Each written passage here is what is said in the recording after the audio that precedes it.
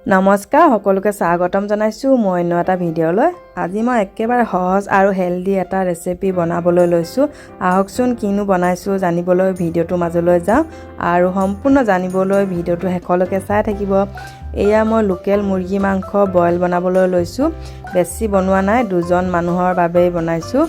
এয়া কেৰাহীখন পাতি ল'লোঁ আৰু ইয়াতে মই মাংস কেইপিচ দি দিছোঁ। অলপো তেল নিদিয়াকৈ বনাম আৰু ইয়াতে মই এতিয়া নিমখ দিছোঁ। নিমখ দি ভালকৈ লৰাই অকণমান ঢাকনখন দি দিম।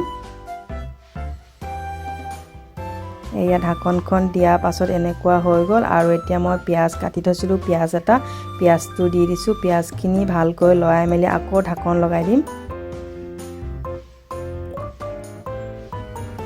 এয়া পিঁয়াজৰ পৰা পানী ওলোৱা পানী আৰু মাংসৰ পৰা ওলোৱা পানীতেই পানী দিয়া নিচিনা হৈ গৈছে।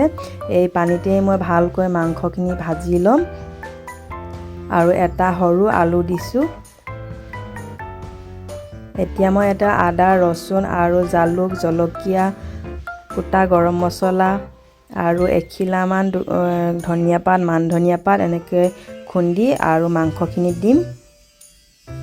এনেকৈ বনোৱা বইল মাংস খাবলৈ বহুত ভাল লাগে। কিছুমানে ডাইৰেক্ট বনাই দিয়ে পানীখিনি আৰু চব বস্তু দি, মোৰ তেনেকৈ ভাল নালাগে। এনেকৈ বনালে মাংস কেঁচা গোন্ধটো নোলায়। আৰু এতিয়া মই আদা ৰচুনৰ পেষ্টখিনি দি দিছোঁ। এইখিনি ভালকৈ এতিয়া লৰাই মই আকৌ ঢাকনখন দি দিম আৰু এটা সৰু বিলাহীও দিছোঁ। ইয়াতে মই আৰু বেলেগ একো কালাৰ দিয়া নাই। এইখিনি এনেকৈ ভাজি ধুনীয়াকৈ তেলত ভজা নিচিনা হৈ গৈছে। মই তেল দিয়াই নাই, তথাপি কালাৰটো ইমান ধুনীয়া হৈ গৈছে। আৰু এতিয়া মই গৰম পানী দিম ইয়াতে। গৰম পানী দি ভালকৈ উতল আহিবলৈ দিম। এনেকৈ বনোৱা মাংস খাবলৈ বহুত ভাল লাগে ঠাণ্ডা দিনত, জালুকৰ জ্বলা এনেকুৱা মাংস খাবলৈ। এয়া ইমান ধুনীয়া কালাৰ হৈ গৈছে। মোৰ মাংস ৰেডি হৈয়ে গৈছে, বইল চিকেন। আৰু ইয়াতে মই ধনিয়া পাত, মান ধনিয়া দিছোঁ। মান ধনিয়াটো দিলে বইল চিকেনত বেছি ভাল লাগে। আৰু এয়া মোৰ হৈ গ'ল বইল চিকেন।